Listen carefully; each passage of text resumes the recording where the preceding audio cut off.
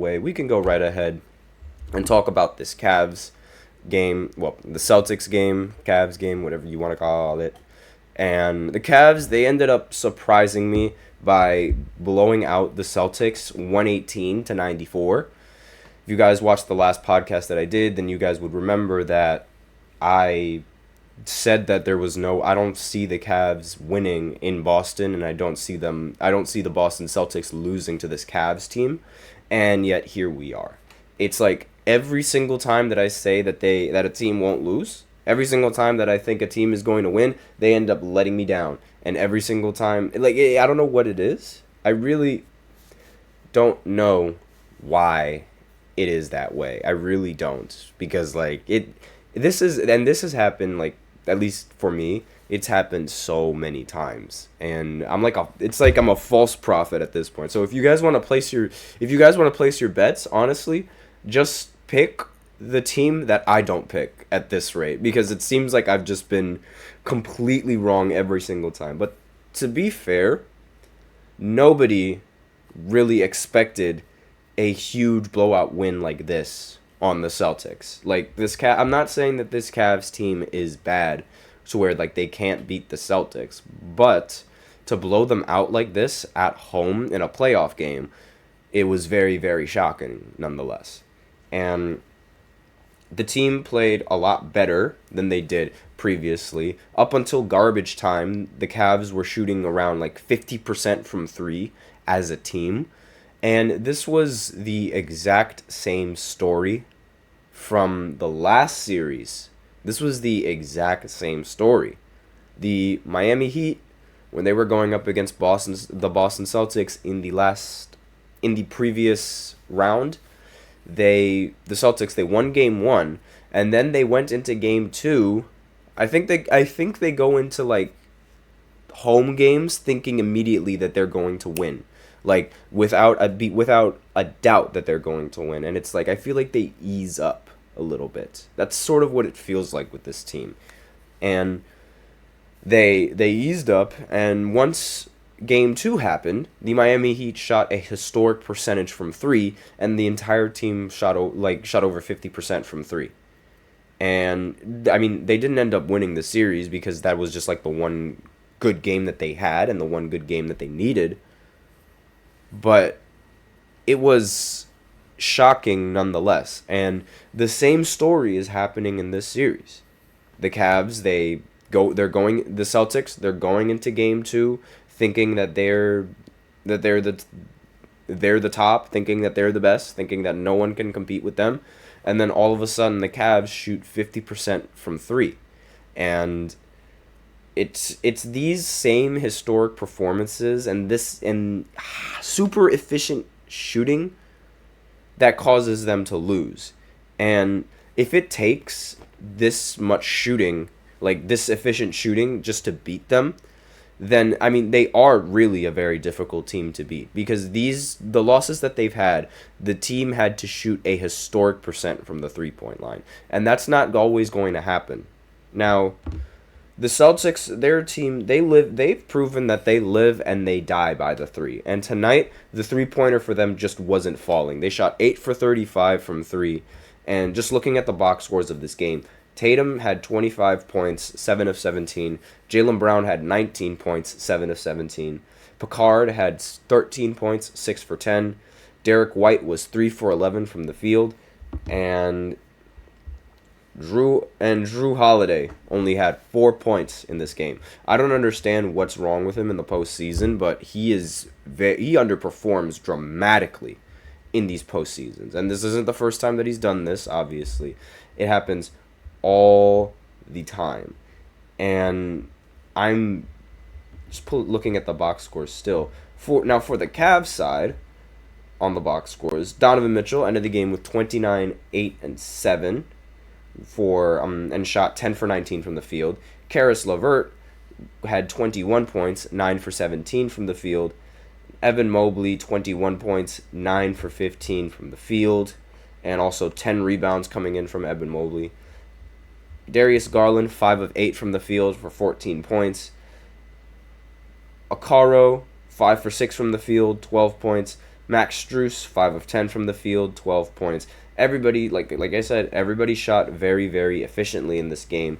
On top of that, they also were able to hit more three-pointers than the Boston Celtics, which ultimately gave them the fighting chance that they needed to come out and win in this game. And, again, this is sort of the same story that we see every single time, like, with this team. And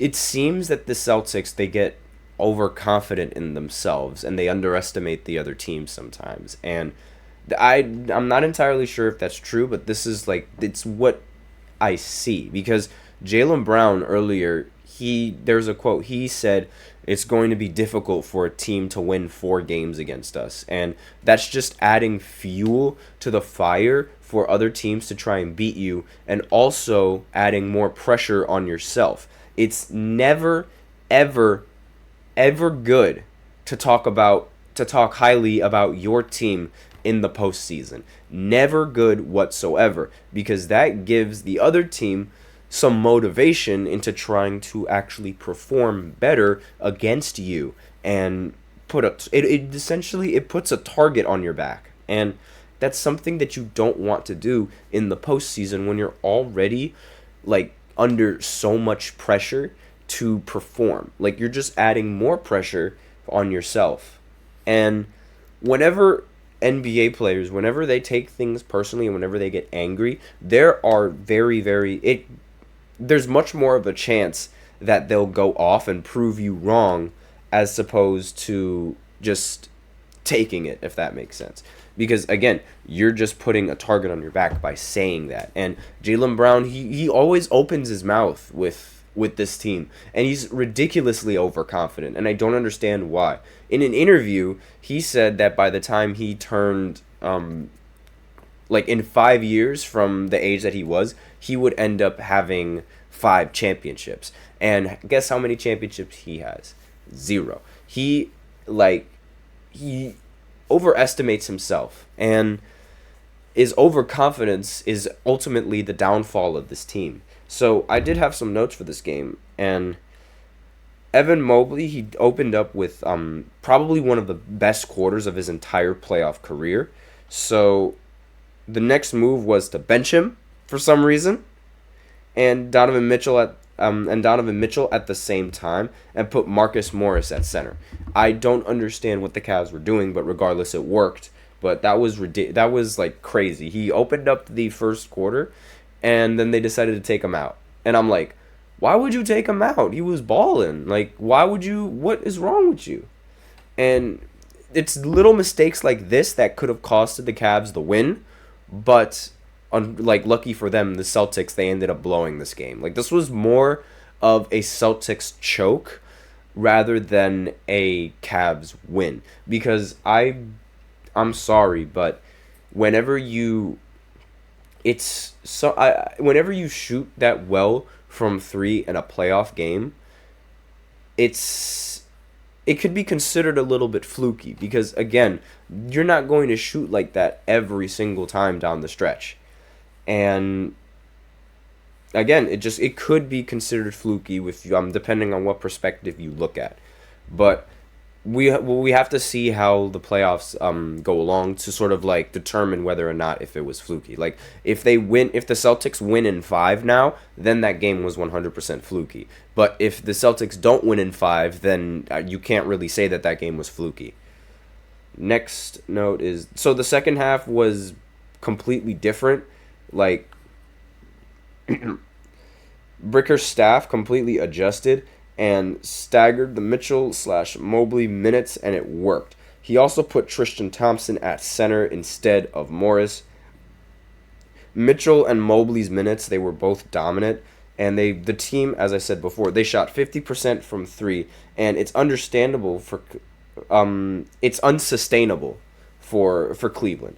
But I wouldn't really expect Boston to have that many turnovers, and I wouldn't expect Boston to shoot this badly from the 3 either in every single game.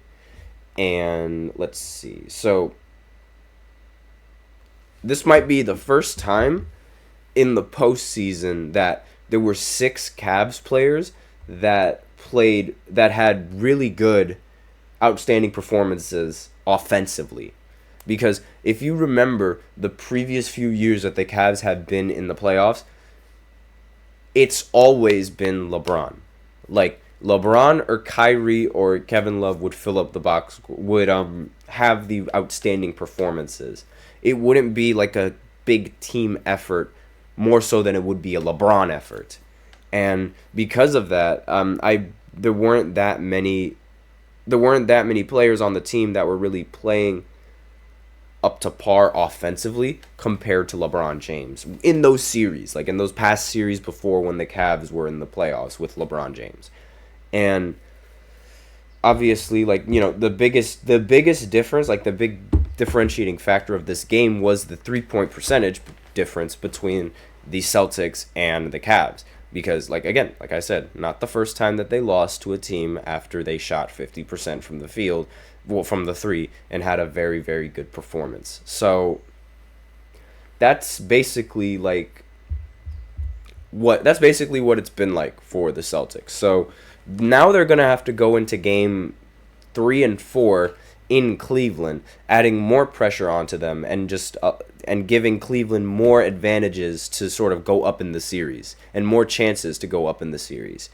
And it, again, like, this Celtics team, it's like they're very arrogant and I don't understand like how they do this to themselves every single time. It was like watching Dallas in the postseason. Whatever can go wrong will go wrong for this team. But that's basically all I have for this segment, and with that, we are out of time. So now I will go ahead and go into the second segment, where I talk about Shannon and Shaq's beef, because they